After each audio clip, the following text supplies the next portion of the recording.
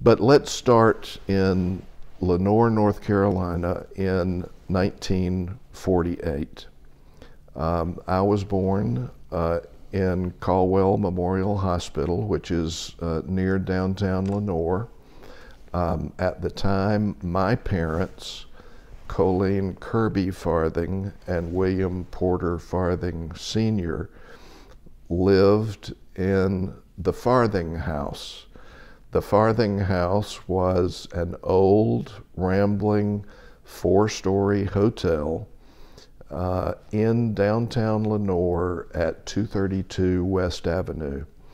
My dad tells me that it had 23 or 24 rooms, that the rooms, as he recalls, rented during the time that he lived there as a child for 50 cents a night. I have a picture, the only known picture of the Farthing House, that is on the shelf in my office here at our home in Maryland Avenue, and it reflects the area over here, which is the large dining room, the porch that circles around the back, turns toward the front, and then goes across the front of the house. And this is the sidewalk in front of the hotel that was literally 10 feet, or the front of the hotel was literally 10 feet from the street, West Avenue, that is the main street leading through the town of Lenoir.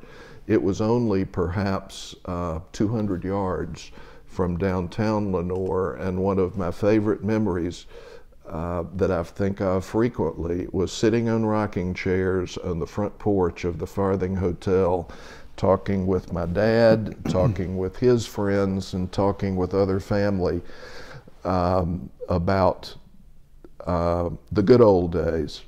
One of my earliest memories of sitting on the front porch of the Farthing House was listening to our friend Jimmy Sherrill, who was a raconteur extraordinaire who worked with my dad for Merck Sharp and Dome at the time, talk about how upset he was that I, as a young boy, would have to pay for Social Security when I grew up, and that he did not think that it was even remotely affordable for the country to have started the Social Security program, and he worried greatly about my future.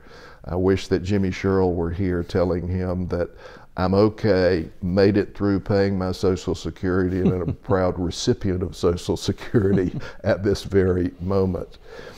One of my other favorite memories was Mr. Greer, who owned a funeral home just one lot down West Avenue in Lenoir.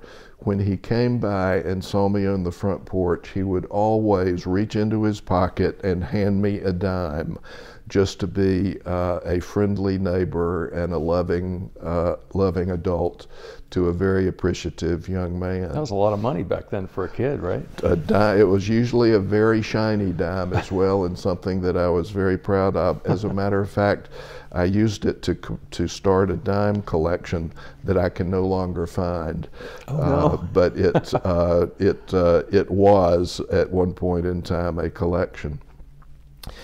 Another favorite memory, and this goes way back for me, is that I was being rolled in a stroller by my mom up to the middle of Lenoir from the Farthing House Hotel. We lived there until I was 4 years old, and I saw two boys running across the road while I was sitting in the carriage being pushed up to downtown Lenoir, probably to go shopping or to go to the post office, which was where we got all of our mail, and thinking to myself, now this was probably 67 years ago when I was 2 or 3 years old, I can't wait until I'm old enough to run across the street. And won't that be exciting when I don't have to be right next to somebody holding my hand or in a carriage? And that still is one of my favorite memories. Is that your earliest memory? My earliest memory is actually when we lived in a room on the second floor of the Farthing House. And I don't know how old I was. I was probably 2 or 3. And my mother was ironing in the room, and the iron slipped, and she and it fell on my knee and burned me as a child, and I still have a slight scar from that. But I can remember screaming to high heavens in the room in which our family lived at the Farthing House. The most prominent memory that I have of being in Lenoir and experiencing the joys of a wonderful and vibrant small town as a child was walking with my mom and dad from the Farthing House up to downtown. And we were either shopping or just strolling around, or, as I said, going to the post office. But there was Mr. Underhill's stationery store downtown that we would visit.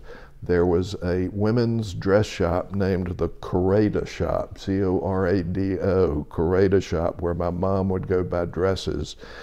There was the Lenoir drugstore next to the Corrado Shop, where I would go with my dad and spend hours back in the pharmacy of the Lenoir drugstore, where he worked as a young man prior to having gotten a job at Merck Sharp and Dome, and leaving Lenoir when I was 4 to move to Richmond. I can remember sitting in the car and in the front of the old hotel, in the back seat.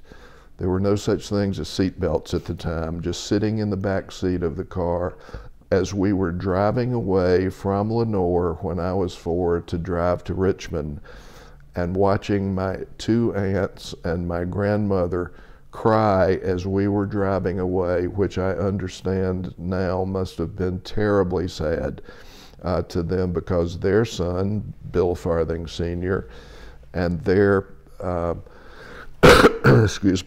excuse me, daughter-in-law, Colleen, were leaving with their children, Jane and Billy Porter, which I was called at the time, for the first time ever to be away from them and to strike out on their own after Dad got his job with Merck Sharp and Dome. And what year was that? This would have been 1952. And this would have been Dad's first job outside Lenoir. He did not have a college education and stayed in Lenoir and graduated from high school. My mother did not have a college education, although she went to King's Business College in Charlotte, which still exists off of Independence Boulevard in Charlotte.